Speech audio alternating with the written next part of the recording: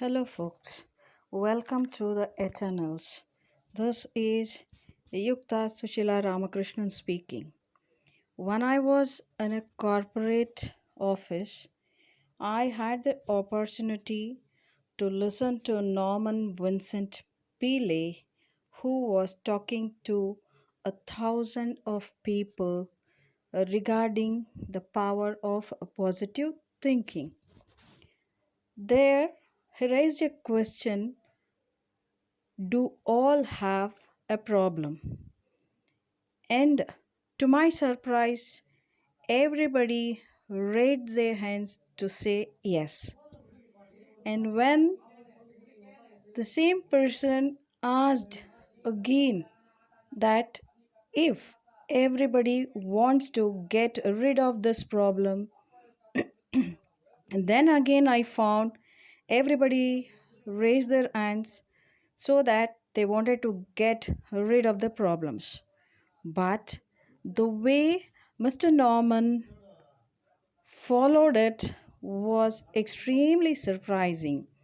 He said, 2 kilometers away from this path, there is a cemetery, and I have seen the people there having no problems, lying comfortably. And now he asked the same question whether they want to get rid of their problems. And of course, nobody raised their hands. Instead, the hands were in their pockets. So, which means they do not want to get rid of this problem because the place that was 2 kilometers away was a cemetery where there lived only the dead coffins. So it means only dead people will have no problems. So as long as we are alive, we do have problems. Without problems, we are dead. No doubt, we cannot solve all our problems, but we can handle every problem. And this is what he quoted, and those present still follow this few lines given by Norman Vincent Peale. I quote, God grant me the serenity to accept the things that I cannot change. And if I can change, give me the courage and wisdom to know what I can and what I cannot. And he defines success is not a destination, instead, it's a journey where one has to keep moving, in which means successful people make mistakes, do make mistakes, but once in a while. So, doing positive once in a while does not make a person successful. And we know life is full of choices and compromises. I repeat, life is full of choices and compromises. Example, if I lit a cigar, I invite cancer. If I hurt somebody, definitely I'm inviting a quarrel.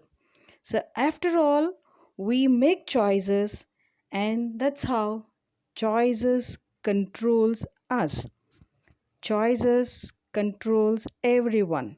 So, success is a series of positive choices, while failure is a series of negative choices. Now, during this downtime, downtime crisis, make choices to utilize this downtime. If we do not come out upskilled with knowledge, if we do not come out healthier, and if we do not come out fitter, then we lack, then we lack. It is not because of time, but we lack self discipline and we lack commitment.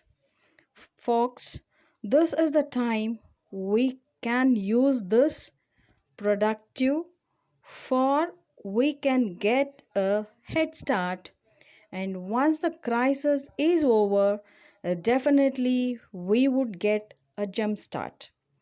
Most of us live, whether physically, intellectually, or morally, in a very restricted circle of our potential, but we do not know what we all have reservoirs of life to draw upon. Our mind is just like a garden.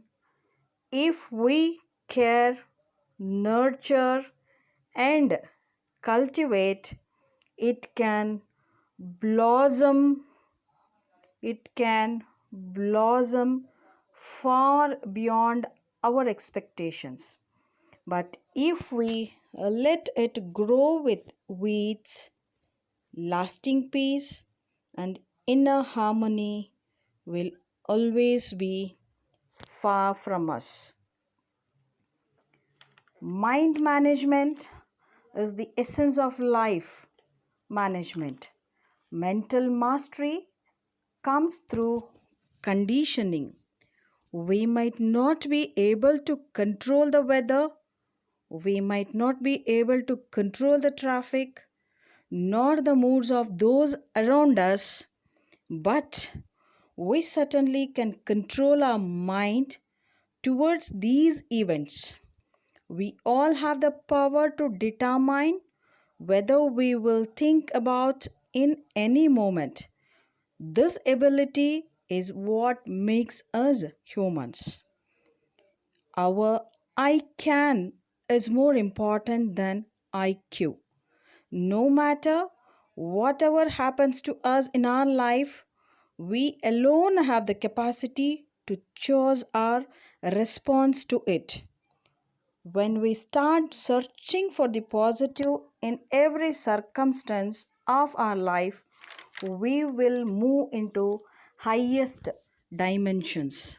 This is the greatest of nature laws. There are no mistakes in life. Life is only full of lessons, only lessons.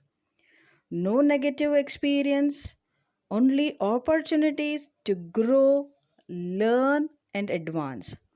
Sometimes pain can be wonderful teacher, similar to the delivery of a child by a mother. She can never consider it to be painful, though, but it's a bundle of joy for many years. I will also say that mind is a wonderful servant, but at the same time, it is a terrible master. A worrisome thought is like an embryo. Once it starts off small but grows and grows, sooner it takes on a life of its own. I felt like to speak on the subject, on the philosophy I learned on my journey through this quarantine, through the window, the tool I have discovered, and would like to improve by sharing the experience to many people who feel unfulfilled, uninspired, unhappy at the same time, to those people who love me, like me, and enjoy. Thank you. See you in the next episode.